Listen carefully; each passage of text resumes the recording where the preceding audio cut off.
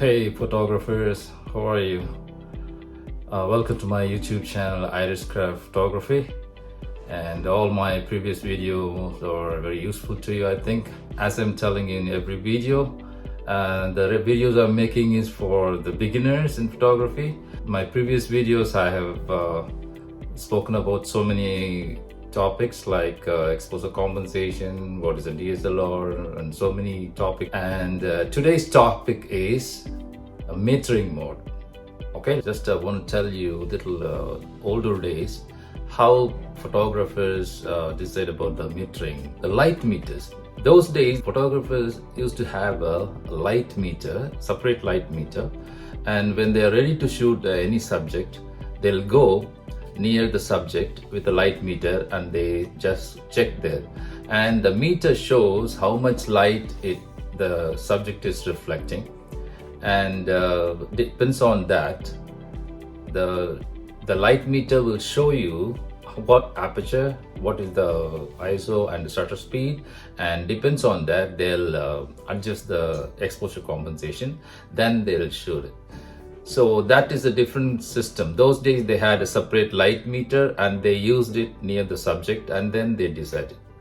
Okay, in the modern cameras, what happened? All the modern cameras, after the digital world, all the modern cameras are having a built-in light meter inside the camera itself. First of all, I want to explain to you what is the light meter in the camera is doing. Okay, what is the purpose of light meter in the camera? The light meter in the camera just checks the amount of light the subject is reflecting. So if it is dark, okay, according to that it will adjust the settings, and if it is very bright, then it will adjust certain settings. Normally what happens when you set the camera in auto mode, the light meter automatically checks the frame overall light, and then depends on the light available, that will adjust the exposure compensation. That's what the light meter is doing. Okay, just I'm explaining about how many types of metering modes are there.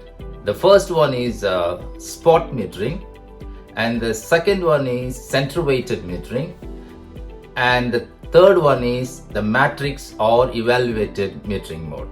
I'll explain now how these different type of metering mode works in the camera. Okay, first I'll explain about the spot metering. What is a spot metering? The spot metering just check the light of a very tiny portion of the frame and how much light the subject is reflecting. Okay, number two is center weighted metering mode. The center weighted metering mode checks the little wider area of the subject. Okay, the third one is the evaluated metering or matrix metering. The light meter is checking the whole frame, how much light is coming from the whole area of the frame, and then depends on that the light meter is giving instruction to the processor. It will adjust the whole frame to the proper exposure. That is called matrix or evaluated metering.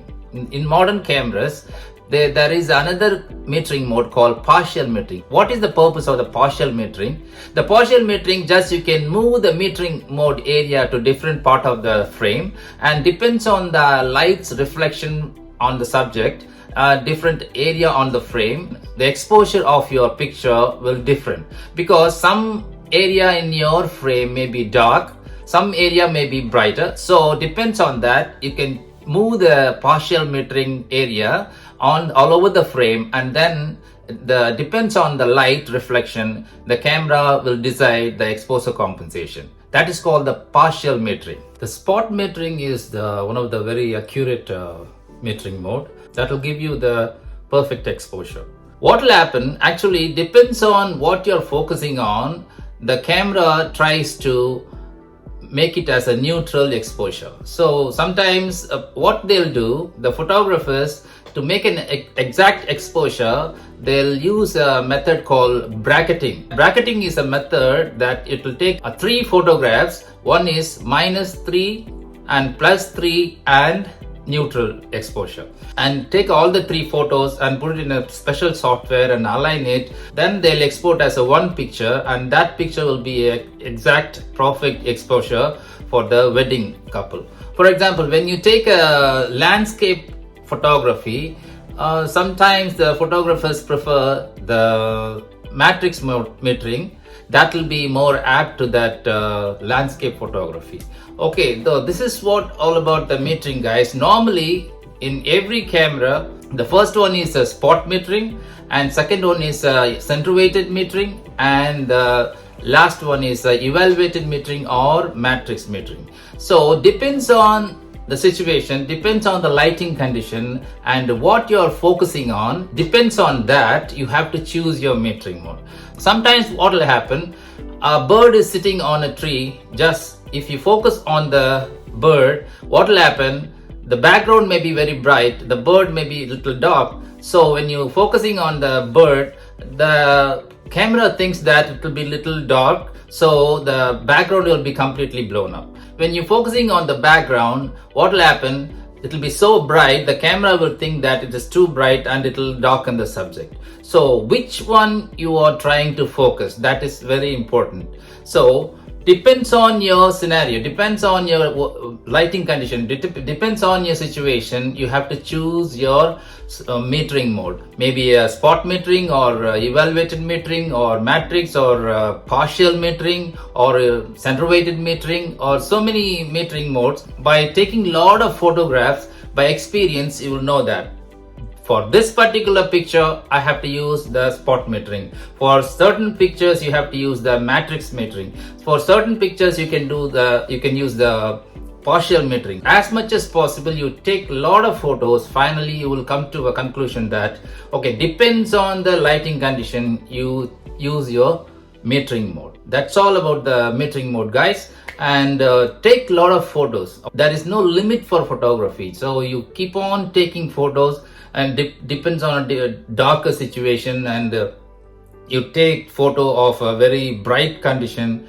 and depends on your situation. You try with the various metering mode, and then you will understand more and more about the metering mode. Okay, that's all, guys. I'm telling you guys, these are all for the beginners in photography field. That is why I am explaining the very basic and very simple way to make you understand the complexity of so many topics. Okay, more videos are coming about the various topics, and if you want to get all my videos, please subscribe my channel and like and share it with your friends. Okay, see you soon.